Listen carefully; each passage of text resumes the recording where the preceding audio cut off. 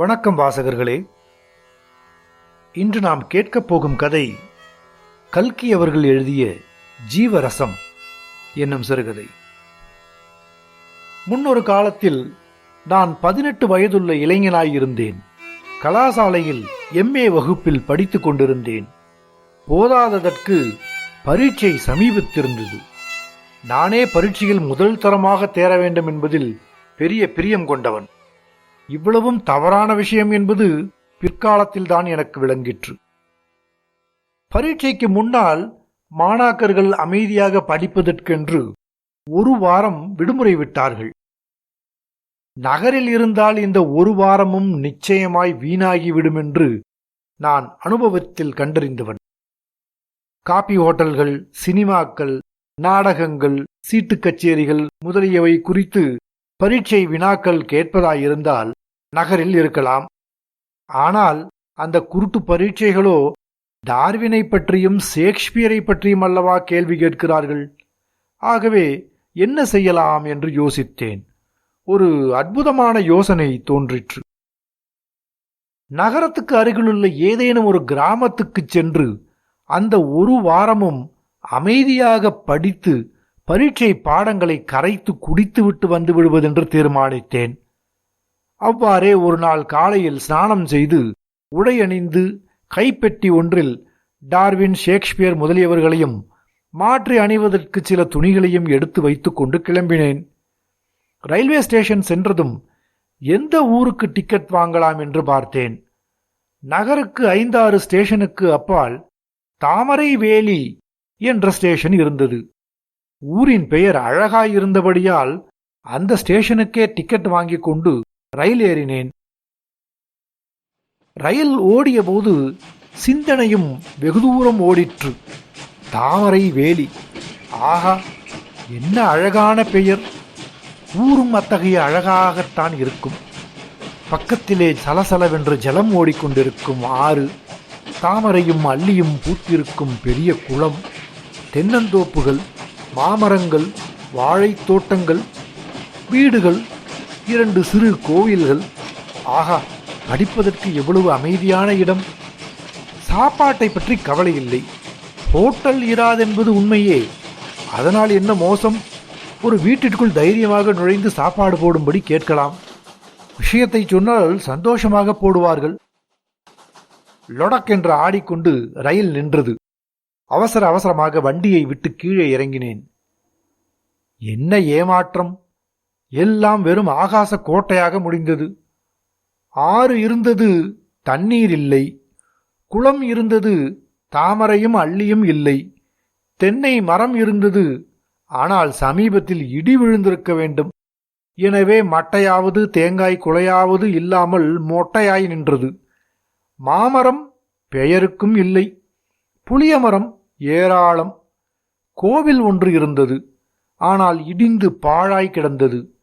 நந்தவனத்துக்கு பதிலாக எங்கெங்கும் குப்பை மேடுகளாய் காணப்பட்டன. ஒரு கள்ளுக்கடை, ஒரு காபி ஹோட்டல், ஒரு போலீஸ் ஸ்டேஷன், ஒரு சுருட்டுக்கடை, ஒரு பள்ளிக்கூடம். பள்ளிக்கூடத்தில் உபாத்தியாயர் அரித்தமெட்டிக் என்று அழுத்தம் திருத்தமாய் சொல்லிக் கொடுத்து கொண்டிருந்தார். ஆயினும் நான் தைரியத்தை கைவிடவில்லை. அடுத்த ரயில் வரும் வரையில் கிராமவாசம் செய்தே தீர்வதென்று தீர்மானித்தேன். வேறு வழியும் இல்லை. என்னதான் இருந்தாலும் கிராமம். ஆகா, எவ்வளவு விஸ்தாரமான மைதானம்! என்ன அழகான அருகம்புல்! எவ்வளவு நேர்த்தியான மண்! அப்புறம் இதோ தெரியும் சப்பாத்தி கள்ளி. இவையெல்லாம் காண கிடைக்குமா? அவசரப்பட்டு கிராம வாழ்க்கை வெறும் ஹம்பக் என்று தீர்மானித்தது பிசகுதான். எப்படியும் இந்த புல் நிறைந்த மைதானத்தில் சிறிது நேரம் உட்கார்ந்து அமைதியாக படிக்கலாம். ஆனால் அதற்கு முன்னால் கொஞ்சம் தாகத்துக்கு சாப்பிட வேண்டும். தொண்டை வறளுகிறது. காபி கிளப்புக்கு, கிராமத்துக்கு வந்தும் காபி கிளப்பா? ஏதாவது ஒரு வீட்டுக்குள் நுழைந்து கொஞ்சம் மோர் வாங்கி குடித்து விட்டு வரலாம். கிராமத்துக்குள் சென்றேன். கொஞ்சம் ஒதுங்கி நின்ற ஒரு வீடு என்னை கவர்ந்து இழுத்தது. அது சிறிது பாழடைந்த வீடு. ஏழை வீட்டுக்கு போனால்தான் நல்லது. தைரியமாக காலனா கொடுத்து மோர் கேட்கலாம் என்று எண்ணியவாறு வீட்டின் அருகில் சென்றேன். பெயர் லலிதா விலாசம். கதவு தாளிட்டிருந்தது. வெளிச்சுவரில் ஏதேதோ எழுதப்பட்டிருந்ததை பார்த்தேன். ராஜ பிரதிநிதி அரவிந்த் பிரபுவுக்கு ஒரு நோட்டீஸு. இது கண்ட ஒரு வாரத்திற்குள் நீர் நமக்கு தர வேண்டிய 2 லட்சம் ரூபாயையும் அனுப்பி வைக்க வேண்டியது. இல்லாவிடில் உம்மை வேலையிலிருந்து தள்ளிவிடும்படி சிபாரிசு செய்யப்படும். சென்னை ஹைகோர்ட் நீதிபதிகளை எல்லாம் இந்தியாவில் உள்ள பற்பல இடங்களுக்கு மாற்றியிருப்பதாக மற்றொரு உத்தரவு எழுதப்பட்டிருந்தது. இடையிடையே ஜீவரசம் ஜீவரசம் என்று பல இடங்களில் பொறிக்கப்பட்டிருந்தது. சரி, நமது கிராம வாசம் வீண் போகவில்லை. இங்கே ஏதோ வினோதம் இருக்கிறது என்று எண்ணிக்கொண்டேன். கதவை தட்டினேன். சிறிது நேரத்திற்கெல்லாம் கதவு திறக்கப்பட்டது. முதலில் ஒரு கரும் பூனை வெளியே வந்தது. அப்புறம் ஒரு முயல் குட்டி, அப்புறம் ஒரு நாய், பின்னர் ஒரு கிழவரின் முகம் மட்டும் தெரிந்தது. பிறகு கிழவரின் உருவம் முழுவதும் வெளியே வந்தது. ஆகா, எத்தகைய கிழவர்! நீண்ட வெண்ணிற தாடி, முழங்கால் வரை வெண்மையான மேல் அங்கி, கண்ணில் மூக்கு கண்ணாடி, நெற்றியில் குங்குமம், ஆஜானுபாகுவாக தோற்றம். யாரோ பிரம்மஞான சங்கத்தைச் சேர்ந்த மகானாயிருக்க வேண்டும் என்றும் இங்கே தனிமையாக வந்து தவம் செய்கிறார் என்றும் நான் எண்ணினேன். என்னப்பா, எங்க வந்தே என்றார். தங்களுக்கு தொந்தரவு கொடுத்ததற்காக மன்னிக்க வேண்டும். தாகமாயிருக்கிறது, கொஞ்சம் மோர் கிடைக்குமா என்று கேட்க வந்தேன் என்றேன். மோர்? மோர்? என்ன மோரா? ஓஹோ, மோர். சரி சரி, உள்ளே வா என்றார் கிழவர். எனக்கு கொஞ்சம் சந்தேகம் தட்டிற்று. இருந்தாலும் உள்ளே சென்றேன். சுற்றும் முற்றும் பார்த்ததும் என் கலக்கம் அதிகரித்தது. காரணம், அவ்வளவு விசித்திரமான சாமான்கள் அங்கே காணப்பட்டன. பழைய அலமாரி, அதற்குள் கணக்கில்லாத கண்ணாடி புட்டிகள், ஒடிந்த மேஜை, அதன் மீது கண்ணாடி குழாய் முதலிய என்னென்னவோ கருவிகள், மூளைக்கு மூளை கிழிந்த பழைய புத்தகங்கள், ஒரு ஜோடி பூனை, 4 முயல், ஒரு நாய், எலி வலை முதலியன. கிழவர் ஒரு சட்டியிலிருந்து கொஞ்சம் மோர் ஊற்றி கொடுத்தார். அதை மறுப்பதற்கு எனக்கு தைரியமில்லை. வாங்கி குடித்தேன். சட்டென்று ஒரு யோசனை தோன்றிற்று. தாங்கள் என்ன ரசாயன சாஸ்திரியோ என்று கேட்டேன். ரகசியத்தை கண்டுபிடித்து விட்டதாகவே எண்ணினேன். என்ன என்ன ரசாயனமா? இல்லை, ரசவாத சாஸ்திரி. ரசவாத சாஸ்திரி. ரசவாதம் ரசவாதம் ரசவாதம். கிழவன் பைத்தியக்காரன் என்பது இப்போது நன்கு விளங்கிவிட்டது. திரும்பி போவதற்காக ஓர் அடி எடுத்து வைத்தேன்.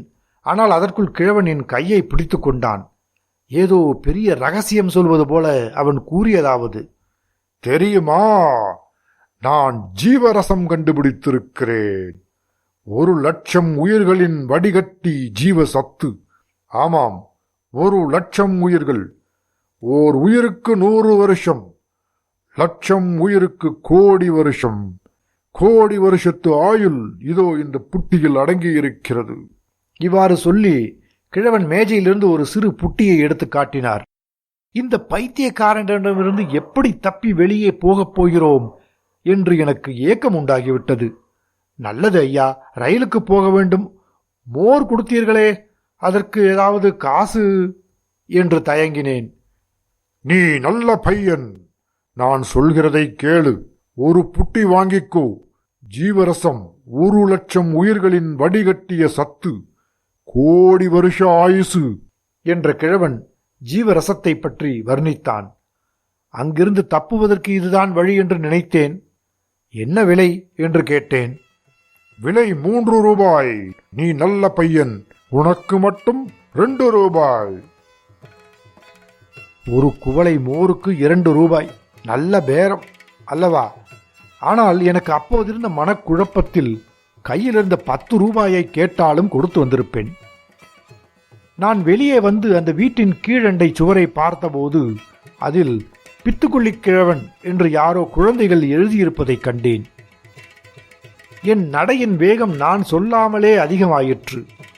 நேரே ரயில்வே ஸ்டேஷனுக்கு போனேன். இப்போதுதான் ஒரு வண்டி போயிற்றென்றும் அடுத்த வண்டி வர இன்னும் 3 மணி நேரம் ஆகும் என்றும் சொன்னார்கள். அட தெய்வமே என்று எண்ணியவனாய் ஸ்டேஷனில் இருந்த கடையில் வாழைப்பழம் வாங்கிக் கொண்டு சமீபத்தில் புல் முளைத்திருந்த ஒரு மைதானத்தில் போய் உட்கார்ந்தேன். வானம் மப்பும் மந்தாரமுமாயிருந்தது. ஏதோ வந்ததற்கு சிறிது நேரம் அமைதியாய் படிப்போம் என்று எண்ணினேன். அதற்கு முன் மருந்து புட்டியை எடுத்து ஒரு முறை பார்த்தேன். பெருமூச்சுடன் அதை கீழே வைத்துவிட்டு டார்வின் புத்தகத்தை கையில் எடுத்து படிக்கத் தொடங்கினேன்.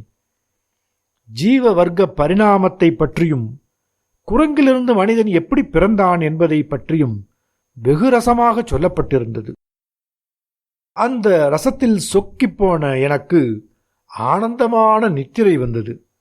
சை, தூங்கக்கூடாது என்று எண்ணி நான் கண்ணை கசக்கிய போது சமீபத்தில் காலடி சத்தம் கேட்டது. நிமிர்ந்து பார்த்தேன். எதிரில் யார் வந்ததென்று நினைக்கிறீர்கள்? புத்தகத்தில் யாரை பற்றி படித்துக் கொண்டிருந்தேனோ அந்த சாட்சாத் ஆஞ்சநேய பெருமாள்தான். குரங்குடன் மனிதன் ஒருவனும் கூட வந்தான். அவன் கழுத்தில் ஒரு பழைய ஹார்மோனிய பெட்டி தொங்கிக் கொண்டிருந்தது. குரங்கு சட்டையும் குல்லாவும் அணிந்திருந்தது. இந்த பிராணியிடமிருந்தா நாம் எல்லோரும் பிறந்தோம்? டார்வினும் ஒரு பெரிய பைத்தியக்காரன் போல் இருக்கிறதே என்று நான் எண்ணினேன். குட் மார்னிங் சார் என்றான் குரங்காட்டி. அவனுடைய குரங்கு என்னை வெகுவாக கவர்ந்து விட்டதென்பதை அவன் எப்படியோ கவனித்திருக்க வேண்டும். அனுமார், ஐயாவுக்கு சலாம் போடு என்றான். அனுமார் சலாம் போட்டது. ஐயாவுக்கு வாத்தியம் கேட்க பிரியமா என்று கேட்டான் அந்த மனிதன். இல்லை என்று அழுத்தம் திருத்தமாகச் சொன்னேன். ஹார்மோனியம் என்றாலே எனக்கு பிடிக்காது. அதிலும் நான் வசித்த ஹோட்டலுக்கு அடுத்த வீட்டில் இருந்த ஹார்மோனியம் என் படிப்பை கெடுப்பது போதாதென்று இங்கு அமைதியாக படிக்க வந்த இடத்திலுமா? ஐயா அனுமாருக்கு காலனா கொடுப்பாரு, நான் வாத்தியம் வாசிப்பேன் என்றான் மனிதன். இரண்டும் இல்லை என்றேன் நான். அப்படியானால் ஐயா அரையனா கொடுப்பாரு, நான் வாத்தியம் வாசிக்காது இருப்பேன் என்றான் மனிதன். இப்போது அவன் குரங்கின் விழாவில் குத்தவே அது ஓடி வந்து தன் தலையில் இருந்த குல்லாவை எடுத்து நீட்டியது. மறுபடியும் தோல்விதான். சட்டை பையில் கைவிட்டு காலனாக்களை தேடிக்கொண்டிருந்தேன். இதற்குள் குரங்கின் கவனம் பக்கத்தில் இருந்த வாழைப்பழத்தின் மேல் போய்விட்டது. அப்பொழுது எனக்கு ஒரு அருமையான யோசனை தோன்றிற்று. கிழவனிடம் பெற்ற ஜீவ ரசத்தை இந்த குரங்குக்கு கொடுத்து ஏன் பரிசோதிக்க கூடாது என்பதுதான் அந்த யோசனை. சட்டென்று ஒரு வாழைப்பழத்தை உரித்து குரங்காட்டி பாராமல் புட்டியிலிருந்து அதில் கொஞ்சம் மருந்து ஊற்றி குரங்கிடம் கொடுத்தேன். குல்லாவில் அரையனாவும் போட்டேன். அடுத்த கணத்தில் குரங்கு தன் எஜமான் தோளுக்கு போயிற்று. வாழைப்பழம் குரங்கின் வயிற்றுக்கு போயிற்று. குரங்காட்டி என்னை வாழ்த்திக் கொண்டே போனான். இவ்வளவுதானா, ஒன்றுமில்லையா என்று நினைத்து கொண்டு மீண்டும் படிக்கத் தொடங்கினேன். ஆனால் குரங்காட்டி கொஞ்ச தூரம் போய் நின்று குரங்கிடம் ஏதோ வாதமிடுவதை கேட்டதும் நிமிர்ந்து பார்த்தேன். ஆஹா, இது என்ன விந்தை! பழைய குரங்கு எங்கே? இந்த பெரிய குரங்கு எங்கிருந்து வந்தது? குரங்காட்டி ஏதோ தந்திரத்தினால்தான் இந்த புதிய குரங்கை கொண்டு வந்து விட்டானா? அப்படி இருக்க முடியாது. ஏனெனில் குரங்காட்டியும் என்னைப் போலவே அதிசயமடைந்தவனாய் காணப்பட்டான். அவன் குரங்கை கீழே இறக்கிவிட்டு அதை பார்த்து ஏதேதோ ஹிந்துஸ்தானி பாஷையில் பேசினான். நன்றாக கண்ணை துடைத்துக் கொண்டு பார்த்தேன். முன்பு பார்த்த குரங்கை விட இது 3 மடங்கு பெரியதாயிருந்தது. நிமிஷத்துக்கு நிமிஷம் அது வளர்ந்து வந்ததுடன் உருவமும் மாறி வந்தது. இப்போது குரங்காட்டியின் மார்பு அளவுக்கு அது உயர்ந்து விட்டது. அதன் முதுகு வளைவு மறைந்து போயிற்று. கால்கள் நிமிர்ந்து வந்தன. ஆனால் குல்லா பழைய குல்லாதான். சட்டையும் பழைய சட்டைதான்.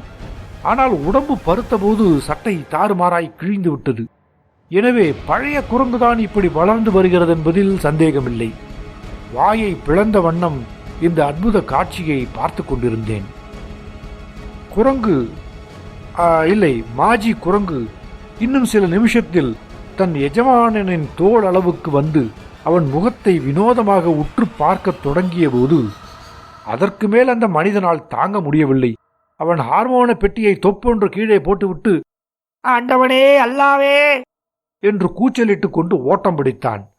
ரயில் வேலி, தண்டவாளம், அதன் அருகில் இருந்த வாய்க்கால் முதலியவற்றை அவன் சிறிதும் பொருட்படுத்தாமல் ஒரே தாண்டாக தாண்டி குதித்து ஓடினான். ஆனால் நானோ இந்த மகத்தான அற்புத காட்சியை பார்த்த வண்ணம் மந்திரத்தினால் கட்டுண்டவன் போல உட்கார்ந்திருந்தேன். குரங்காட்டி ஓடிப்போனதும் மாஜி குரங்கு திரும்பி பார்த்தது. மெதுவாக என்னை நோக்கி வந்தது. இப்போது காட்டுமிராண்டி மனிதனைப் போல் காணப்பட்டது. இதற்குள்ளாக சட்டை சுக்கு சுக்காக கிழிந்து கீழே விழுந்து விட்டபடியால் தலையில் குல்லாவை தவிர வேறு ஒன்றும் இல்லை.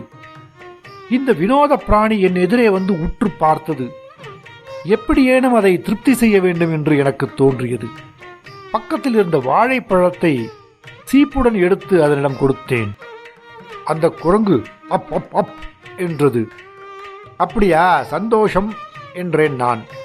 உள்ளுக்குள் எனக்கு இருந்த திகிலை சொல்லி முடியாது. குரங்கு மனிதன் எனக்கு எதிரில் புல்லில் உட்கார்ந்து கொண்டான். கெக் கெக் கெக் என்றான். எக் எக் எக் என்றான். பின்னர் என்னை நோக்கி ஏதோ கேட்பவன் போல வாக் வாக் வாக் என்றான். என் மூளை இப்போது வேலை செய்ய ஆரம்பித்தது. இதென்ன விந்தை, இதென்ன அற்புதம், இப்படி நிகழ்ந்திருக்கும்? கிழவனுடைய ஜீவரசம் செய்யும் வேலையா? ஜீவரசம் ஆயுளைத்தானே வளர்க்க முடியும். 1,00,000 உயிர்களின் வடிகட்டிய சத்து, 1,00,00,000 வருஷ ஆயுள், டார்வின் கொள்கை, பரிணாமவாதம். ஓஹோஹோ, விளங்கிவிட்டது. கிழவன் பைத்தியக்காரன் அல்ல, மகா சித்த புருஷன். வெறுமே உயிரை சாகாமல் வைத்திருக்கும் ஜீவரசம் அன்று, உயிர் வளர்ச்சிக்கு தரும் ஜீவரசம். 1/4 மணி நேரத்தில் 1,00,000 வருஷத்தின் வளர்ச்சி. ஆஹா, என்ன அற்புதம்! ஆனால் இந்த அற்புதத்தில் உண்மையை கண்டுபிடித்த மகிழ்ச்சியை நான் அதிக நேரம் அனுபவிப்பதற்கில்லை. ஏனெனில் நிமிஷத்துக்கு நிமிஷம் நிலைமை மாறி மேலும் மேலும் பிரமிப்பு உண்டாக்கி வந்தது. இப்போது அந்த குரங்கு மனிதன் பேசுவதற்கு முயல்கிறான் என்பதை தெரிந்து கொண்டேன். இன் இன் இன் என்று சொல்லிக்கொண்டே அவன் ஜீவரசம் இருந்த புட்டியை சுட்டி காட்டினான். பிறகு சிறிது சிரமப்பட்டு இன்னும் கொஞ்சம் என்றான். ஆதி காலத்தில் முதலில் தோன்றி மனித ஜாதி தமிழ் மொழிதான் பேசிற்று என்று ஒரு தமிழ் பிரமுகர் கூறுவது எனக்கு நினைவு வந்தது. அது உண்மையாகவே இருக்க வேண்டும் என்று நினைத்தேன். ஆனால் அது குறித்து அதிக நேரம் சிந்திப்பதற்கு தருணம் அதுவன்று. இன்னும் கொஞ்சம் ஜீவரசம் குடித்துவிட்டால் என்ன விளையுமோ என்ற பீதி எனக்கு உண்டாகிவிட்டது. ஆகையால் புட்டியை கையில் எடுத்துக்கொண்டு எழுந்திருக்க முயன்றேன். ஆனால் முயற்சி பலிக்கவில்லை. வலிமை பொருந்திய ஒரு கை என்னை பிடித்து இருத்திற்று. மற்றொரு கையால் அவன் புட்டியை பிடுங்கி அதிலிருந்த ஜீவரசம் முழுவதையும் குடித்து விட்டான். பின்னர் அவன் என் கை பெட்டியை திறந்தான். அதிலிருந்த என்னுடைய மாற்று உடைகளை எடுத்து அணிந்து கொண்டு மறுபடியும் கீழே உட்கார்ந்தான். என் மூளை திருவிழா காலங்களில் திருக்குளம் குழம்புவது போல் குழம்பிற்று. அது அடியோடு சிதறி போகாமல் இருக்கும் பொருட்டு நகரம், கலாசாலை, என்னுடைய ஆசிரியர்மார் முதலியவர்களை பற்றி எண்ணினேன். எனக்கு நேர்ந்திருக்கும் இந்த நிலையை என் விஞ்ஞான ஆசிரியரால் கூட சமாளிக்க முடியாது என்று கருதினேன். ரொம்ப நல்லது என்று அக்குரங்கு மனிதன் தூய தமிழில் பேசினான். பிறகு ஏதோ ஒரு அபூர்வ ஜந்துவை பார்ப்பது போல் என்னை பார்த்துவிட்டு, நீ என்ன பழைய கர்நாடகமாயிருக்கிறாயே என்றான். ஒரு கூத்தாடி குரங்கு என்னை பார்த்து பழைய கர்நாடகம் என்று சொல்லும் என்று கனவிலும் கருதியதில்லை. எனவே அக்கேள்வி என்னை தூக்கி வாரி போட்டது. அப்போது என் மடியிலிருந்து டார்வின் புத்தகம் கீழே விழுந்தது. ஓஹோ, மாண்டு போன ஆங்கில மொழியா என்றான் அம்மனிதன். நிமிஷத்துக்கு நிமிஷம் என் வியப்பு அதிகமானது போல் அவன் உருவமும் மாறி வந்தது. பழைய காட்டு மிராண்டி வடிவம் போய்விட்டது. அவன் தேகம் மெலிந்து மென்மையாயிருந்தது. மண்டை அசாத்தியமாக பெருத்து விட்டது. கண்களும் அப்படியே. வாய் மிகவும் சிறுத்திருந்தது. விரல்கள் மெலிந்து நீண்டு இருந்தன.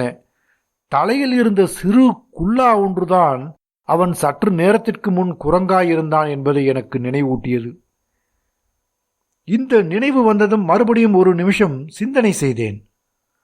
வளர்ச்சி அதிவேகமாக நிகழ்ந்து வருகிறது என்று அறிந்தேன். குரங்கு காட்டு மனிதனாகி, காட்டு மனிதன் இக்கால மனிதனாகி, இக்கால மனிதன் வருங்கால மனிதனாகிவிட்டான். இப்போது அவனை கண்டதும் என்னை அறியாமலே பயபக்தி உண்டாயிற்று. மன்னிக்க வேண்டும் என்னும் சொற்கள் என் வாயினின்றும் தாமே வெளிவந்தன. எதற்காக மன்னிக்க வேண்டும் என்பது எனக்கே விளங்கவில்லை. வருங்கால மனிதன் கீழே விழுந்த புத்தகத்தை எடுத்து பார்த்துவிட்டு சொன்னான், ஓ டார்வின், இயந்திர யுகத்தை சேர்ந்தவர். நமது வளர்ச்சியை ஒருவாறு அப்போதே சொன்னான். ஆயினும் அக்காலத்து மக்கள் எல்லோரும் பொதுவாக மூடர்கள். எனவே ஒருவரை ஒருவர் அடித்துக் கொண்டே செத்தார்கள். உண்மை, வாஸ்தவம் என்றேன். இவ்வளவு மூளை குழப்பத்தினிடையே ஒரு சந்தோஷம் ஏற்பட்டது. வருங்கால மனிதர் தமிழ் மொழி பேசுவார்கள் என்பதில்தான் அந்த சந்தோஷம் ஏற்பட்டது. மீண்டும் சட்டென்று எனக்கு ஒரு அரிய யோசனை தோன்றிற்று. வருங்காலத்தை பற்றி இந்த வருங்கால மனிதன் கூறுவதை எல்லாம் எழுதி வைத்துக் கொண்டால் நல்லதல்லவா? அப்படி செய்து கொண்டால் கலாசாலை ஆசிரியர்களை கூட ஓட ஓட விரட்டலாம். உடனே நோட்டு புத்தகமும் பென்சிலும் சட்டை பையிலிருந்து எடுத்துக்கொண்டேன். ஓஹோ, எழுதும் கலை! இது மறந்து போய் 2 லட்சம் ஆண்டு கழிந்து விட்டதல்லவா என்று கூறி வருங்கால மனிதன் வியப்புடன் நோக்கினான். பிறகு சட்டென்று ஓர் எண்ணம் உதயமானவனைப் போல் என்னை உற்று பார்த்து, நீ யார் என்று கேட்டான். விஞ்ஞான புலவர்கள் ஒரு வண்டு அல்லது தேனீயை நோக்குவது போல அவன் என்னை ஆராய்ச்சி கண்ணுடன் பார்க்கத் தொடங்கினான். உடனே எனக்கு அளவில்லாத பீதி உண்டாயிற்று. நல்ல வேளை அவன் முன்போல் காட்டு மிராண்டி மனிதனாய் இல்லை, தப்பித்து ஓடிப்போகலாம். எழுந்து ஓடினேன். ஆனால் சில அடி தூரம் போவதற்குள் என் கால்கள் தாமாகவே நின்றன. விருப்பமில்லாமல் திரும்பி பார்த்தேன். வருங்கால மனிதன் இருந்த இடத்திலேயே இருந்தான். ஏதோ கண்ணுக்கு புலனாகாத சக்தி என்னை பிடரி பிடித்து தள்ளி கொண்டு போய் அவன் எதிரில் உட்கார வைத்தது. தேக பலத்தை அவன் இகழ்ந்து கூறியதன் கருத்து எனக்கு இப்போது நன்கு விளங்கியது. இதற்குள்ளாக அவன் மண்டையும் கண்களும் இன்னும் அதிகம் பெருத்திருந்தன. கண்களில் காந்த ஒளி வீசிற்று. இதன் பின்னர் அவன் வாய் திறந்து பேசவில்லை. ஆயினும் அவனுடைய கட்டளைகள் என் மூளையில் சற்று நன்றாக பதிந்தன. உன் குல்லாவை எடுத்து என்னிடம் கொடு என்று மானசரூப கட்டளை பிறந்தது. முடியாது என்று நான் வாயால் சொன்னேன். ஆனால் கையினால் குல்லாவை எடுத்து கொடுத்தேன். மௌன மனிதன் அக்குல்லாவை மண்டபம் போலிருந்த தன் தலையின் உச்சியில் வைத்துக் கொண்டான். பின்னர் குரங்கு குல்லாவை என்னிடம் கொடுத்தான். இதை உன் தலையில் வைத்துக்கொள் என்று இன்னொரு கட்டளை பிறந்தது. மாட்டேன் என்று சொல்லிக்கொண்டே அதை வாங்கி என்னுடைய தலையில் வைத்துக் கொண்டேன். இடது கையில் குல்லாவை தூக்கி வலது கையால் சலாம் போடு என்று அடுத்த உத்தரவு வந்தது. ஐயையோ, இதென்ன அநியாயம்! மனிதர்கள் குரங்குகளையும் நாய்களையும் பழக்குவது போலல்லவா அவன் நம்மை பழக்குகிறான். முடியாது என்று பல்லை கடித்துக்கொண்டு சொன்னேன். ஆயினும் என் இடது கை குல்லாவை தூக்கிற்று. வலது கை சலாம் போட்டது. மீண்டும் சலாம் போடு. எனக்கு கண்ணில் நீர் ததும்பிற்று. ஆயினும் சலாம் போட்டேன். எழுந்து நின்று கூத்தாடு. அவமானம், அவமானம்! ஆனாலும் எழுந்து நின்று கூத்தாடினேன். போதும், உட்கார். உட்கார்ந்தேன். அடுத்தாற் போல செத்துப்போ என்ற கட்டளை பிறக்கக்கூடாதா என்று நினைத்தேன். என்ன அதிசயம்! அடுத்த கணத்தில் செத்துப்போ என்ற பயங்கரமான கட்டளை வந்தது. மாட்டேன் என்று சொல்லிக்கொண்டே மல்லாந்து விழுந்தேன். வருங்கால மனிதனுடைய பயங்கரமான பெரிய மண்டை என் முகத்தின் அருகே வந்தது. அவனுடைய மெலிந்த நீண்ட விரல்கள் என் முகத்தை தீண்டின.